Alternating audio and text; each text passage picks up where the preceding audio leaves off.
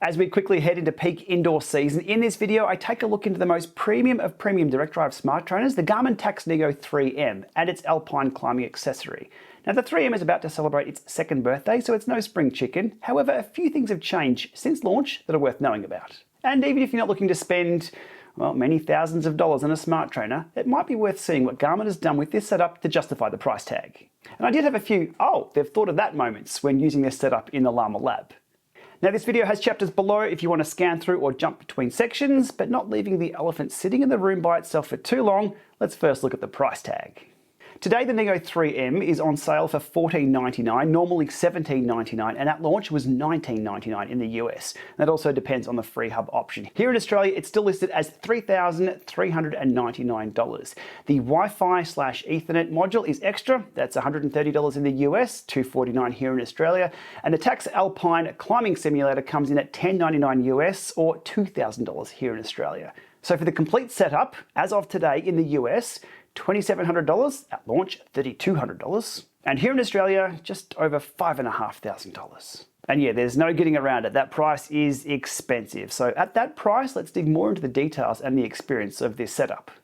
Starting off with the power accuracy, now not only have I been using the NEO 3M as a baseline to test other power meters against, but also to keep my Asioma power meter pedals in check. Trust but verify. Alrighty, you know where we are, my favourite website, the DCR Analyzer, where we can compare multiple power meters as an overlay and see how things stack up. This test here was from almost a year ago, minus 1 day, December 1st, 2024. Now this was over Ant Plus, using the original Asioma Duos that I had from many years ago. And the power numbers from the NEO are absolutely phenomenal. So just grabbing this section through here for now, 180, 179, so we're within a watt. Here's my erg step-ups in the Llama Lab test. I did have a dropout from both the trainer and a little hiccup in the Asioma signal, so something was going on here in the Llama Lab, but otherwise, other than the dropout here and here, I'm putting that to environmental because they weren't occurring other times. Those numbers there are just crazy tight. Into the sprints, the Asiomas and the Tacx NEO 3M, not a problem at all. Overs and unders, flywheel speed test, the 3M passed the high drive wheel speed test in the 52.11 on the back. Step test, all looking good. Next up, a little later, using the network module this time with the Asioma Pro RS, one of my trusted baselines, and the numbers again were absolutely phenomenally close. I have never ever seen a sprint look that good. Yes, there are 2 power meters there, and for those with really fine attention to detail, 2 watts to the Asiomas, as we'd expect, 3 watts to the Asiomas, spot on, and a few watts there. What's that, 5 watts? Phenomenal. Anyhow, steady state, no dropouts this time. All looking super tight. A few, I guess, less smooth power reports from the pedals as I'm sitting up while grabbing a drink or something through here, but 225, 224, it's just insanely good. Sprints again, overs and unders, flywheel speed tests, there's nothing really I need to say about the power numbers. They are absolutely phenomenal for the NEO 3M. With my setup, I do have to add that the setup is always optimized, wax chain, high quality bearings, jockey wheels that spin for days. Everything is optimized, but when you line your ducks up, the numbers line up too. So a solid baseline there, even more so with recent updates and that network adapter. The numbers there also show the Asioma Duos are still one of the best power meter pedals on the market, almost 8 years since their initial release. Now, even though I'm riding the Pro versions a lot more often these days, my original set of Duos are still part of my testing pool. Speaking of all things data, secure connections. You do need to press a button on the NEO 3M to pair your smartphone to it for setup or configuration. You can also disable unused protocols. Now, wearing my security hat from another life, I like this. Firstly, it stops unwanted access. Now you might ask, who will be screwing with a smart trainer? Well, people like me. Number 2, controlling broadcast signals, especially ones you are no longer using, is a good thing. In this day and age, we're adding more and more wireless things around the house. It's getting very noisy, it's getting very busy, things are causing dropouts. If a trainer is broadcasting over 3 separate wireless protocols and you're not using either any of them or not using 2 of them, switch them off. I do like that option. And number 3, adherence to regulations. Yeah, pretty boring, but it's one Garmin are doing quite well in crossing their T's and dotting their I's with new regulations coming in across the world. Onto the network adapter, and look, let's be honest, it's not ideal. This is an additional purchase, but I am happy it exists. It allows the 3M to connect over Wi-Fi or wired Ethernet to your network. As mentioned earlier, $130 in the US for this and $249 here in Australia.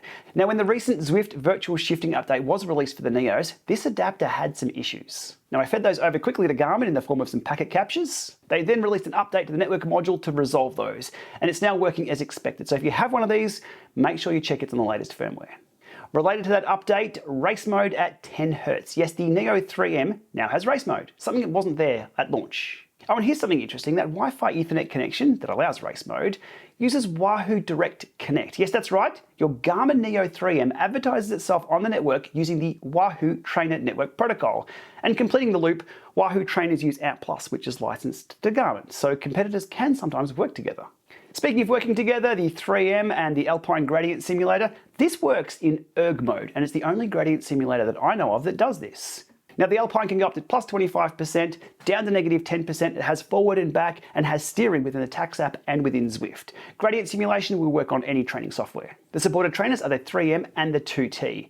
Now, when doing the Llama lab test in erg mode through Titans Grove, the undulating hills were fine. In fact, the slight up and down as I was grinding away in erg was really welcome, until I hit the backside of the climb, where I was dumped into a sustained negative gradient while trying to maintain erg. It just felt like a bad bike fit. So while I like this gradient simulation in erg, I needed to pick my courses or switch the Alpine to manual mode. Also of note is the configuration of the Alpine has been very well thought out. You can set the maximum and minimum movement range, and the wheelbase hack that is required with some similar gradient simulators when you're not using 100% trainer difficulty is no longer needed. It's a toggle option within the Alpine config. So I have also seen a few posts online with people having issues with Ruvi using the Alpine. Now, as I understand, Ruvi has reverse engineered the Zwift protocol for virtual shifting. And with Garmin and Zwift working together to ensure the gradient simulation and steering, etc. works with Zwift protocol, I suspect this is where the problem lies with Ruvi. So while the Alpine will work with any software for gradients, if Ruvi are fudging with Zwift protocol for virtual shifting, they'll need to unfudge it if they haven't already, so the Alpine isn't caught up in that mess. Now, speaking of virtual shifting, I covered this update when it was released for the Neo 3M and 2T and SE, and the Neo trainers with virtual shifting is absolutely brilliant. It's fast, it's smooth, it's something you've really got to try yourself. Now, why is it so good? Well, it's all due to the resistance unit. It can simulate road surfaces by modifying the resistance, I believe at 1000 Hertz. Gravel, cobbles, plank bridges can be felt through the pedals, but it can also give a kick feeling and immediately change that resistance modeling to emulate gear shifting on a bike. So in my experience, hands down, the virtual shifting experience on the Neos is second to none. Absolutely brilliant.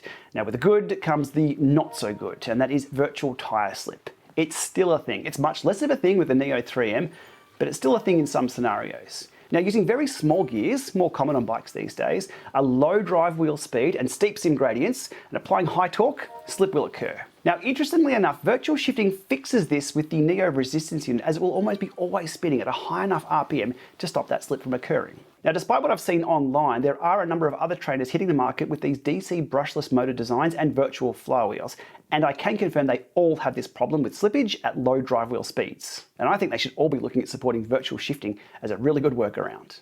Next up, the Zwift Ride smart frame not being compatible with the 3M. What's the go there? Well, technically it's incompatible with the 3M, and this is due to the narrow chainstays on the Zwift Ride and the width of the 3M trainer. But there is a workaround. The 3M has to be locked out, so no forward and back movement, and then elevated at the rear, and this means the Ride also has to be lifted at the front too. From there, the controllers work as expected with virtual shifting, and you're good to go. Unofficially, of course, because that's not supported. And finally, Garmin Tacx missing in action in the mid-range category. Now, feature-wise, the 3M is a great offering, but it's simply too expensive. Garmin really needs a new mid-range trainer in the market to remain competitive. The 2T, even discounted, isn't the answer, and the Flux, just no. Newer sub-US $500 smart trainers are just dominating the market. Some even rival the 3M for features by having built-in Wi-Fi, race mode, virtual shifting, and some even outdo the 3M with added sensor bridging. Now, gone are the days where the question was always kicker or Neo when people were looking to purchase their new trainer. In a David and Goliath story, the Tacx NEO is out of the conversation and has been replaced with the jet black Victory. All right, so there it is, 10 things to know about the Neo 3M, its network adapter, and the Alpine Gradient Simulator. Look, if money's not a problem, throwing a Pinarello on one of those with virtual shifting will give you one of the best indoor experiences out there. But for most of us, hopefully this has been an interesting insight into these products. Look, if you own a 3M, let me know in the comments below. I'm keen to hear about your experience. And the same goes for anybody with the Alpine on the 3M or 2T. And be sure to let me know in the comments if you want to see Garmin Tacx back in the game with a mid-range smart trainer. I certainly do. Alrighty, and with that, thanks for watching, and we'll see you next time.